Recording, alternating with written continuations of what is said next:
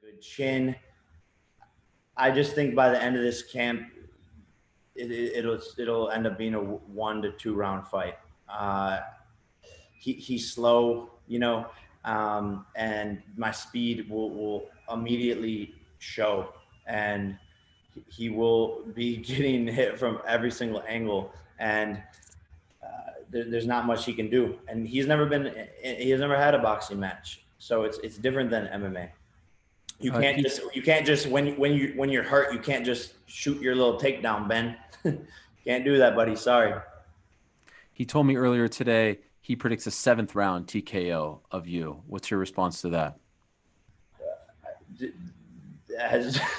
My response is go Google Ben Askren striking. It's not gonna go that long. It's not gonna go that long. I don't even think he'll hit me. I haven't been hit one time in the face in my past 2 fights. So I haven't even been punched as a pro boxer one time. Nate Robinson landed one body shot in a clinch. I don't think Ben Askren will even hit me. That's my prediction. So your response to that was go Google Ben Askren's striking. I know I see all the gifs and all that stuff. So and clearly you don't respect his striking. So then it goes back to the previous question: why Ben Askren? I don't respect a lot of MMA fighters striking. Gotcha. Okay. Like even watching Poirier, he did a great job against McGregor, but and he's in South Florida. Poirier is. And so I'm putting this out there. I would love Poirier.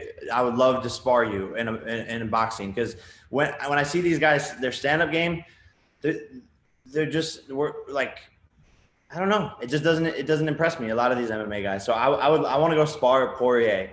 So Poirier, if you're watching this, let's get in touch, because I would love to set up a sparring session. You can help me out with my fight for Askren. But I don't know. I'm not impressed with these guys boxing at all. You mentioned Dylan Dennis. He's been very vocal today, posting things online, DMs, all that stuff, saying that you ran away from him, that he was ready to go. Can you clear the air? Would you have fought Dylan Dennis on April 17th? In other words, why isn't Dylan Dennis your next opponent? Yeah, it seemed like that was the one that we were building towards. Yeah, so I put the biggest offer he's ever received on the table. How much? 7 figures. Okay. And we know, he's probably getting 50 to 100K to fight in Bellator. This is the biggest offer. He lives at his mom's house.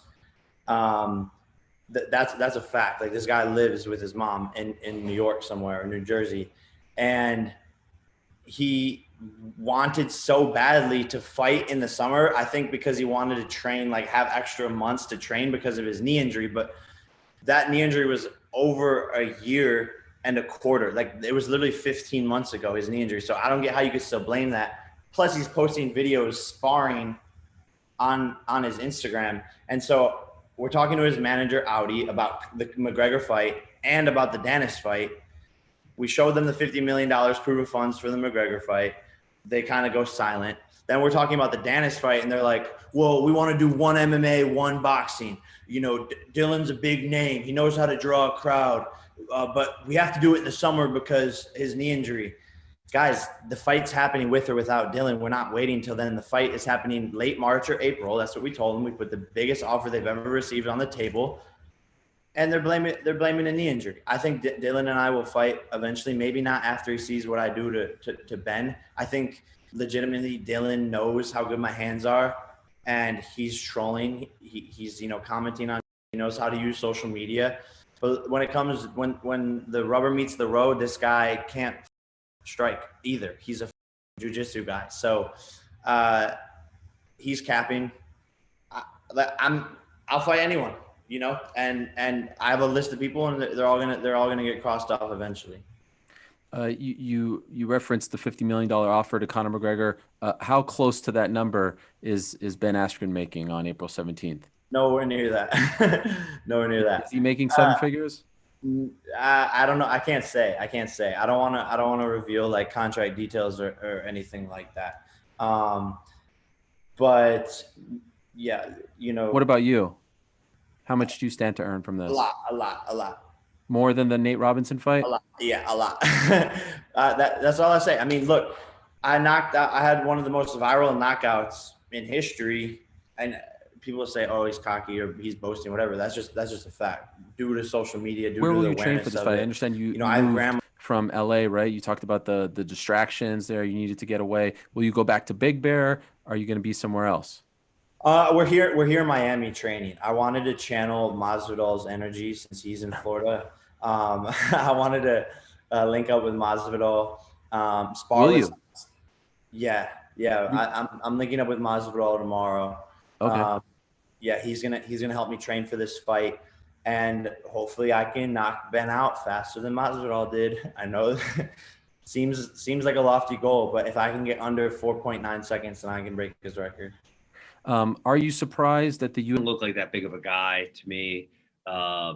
Listen, he's a YouTube star. You know, again, like I don't know, people are like trying to think he's this good boxer. Like Ariel, think about the guys I stood across the cage from. Yep. Douglas Lima, Andre Krishkov, Robbie Lawler, and they only had 4-ounce gloves on, and they could punch me or elbow me or kick me or knee me. Like they could do whatever the hell they wanted. And then now I have to box this YouTube star with 10-ounce gloves on. Like it just is not all that concerning to me. Okay, so I want to expand on that. This is a fight that was put together by the Triller Fight Club team. He's a Triller fighter. Do you think Yes. they picked you because they think that he is going to beat you very convincingly? He's going to knock you out. You're going to be another highlight reel. This is part of the progression in his career. He went from YouTube guy Yeah. to NBA guy to now fighter. Do you think you were picked because they think that you're an easy fight?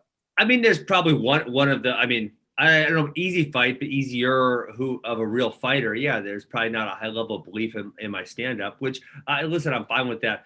And at the end of the day, I was never trying to be a great stand up fighter in mixed martial arts. I was trying to be a great fighter.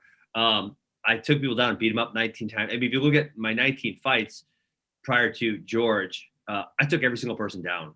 Almost every single round. There was 2 rounds of I think about 50 or so where I didn't get a takedown. Because there's 2 rounds where I didn't take Jay Haran down.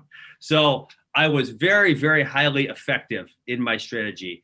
I've also never, besides Masvidal, unfortunately, I've never been knocked down. I've never even been rocked. There was nothing close that ever happened. So I'm highly efficient at not getting hit as well. And that's again with a wider plethora of strikes allowed. You can elbow me, kick me, knee me, punch me, whatever in mixed martial arts. And none of those trained killers were able to hit me very hard. Yeah. Okay. Official prediction. TKO round 7. Round 7. Yeah. Wow. That late. Yeah. It's Why going to take so me, late? because I don't have a huge amount of power. It's going to take me some time to wear him down and make him hate his life. And Okay. then, eventually he's going to say, look, I'm a rich celebrity. I don't need to get punched anymore. I'm just going to roll over. TKO round 7. You're going to work the jab, go to the body a little bit. Do you think we Grind him should out. maybe has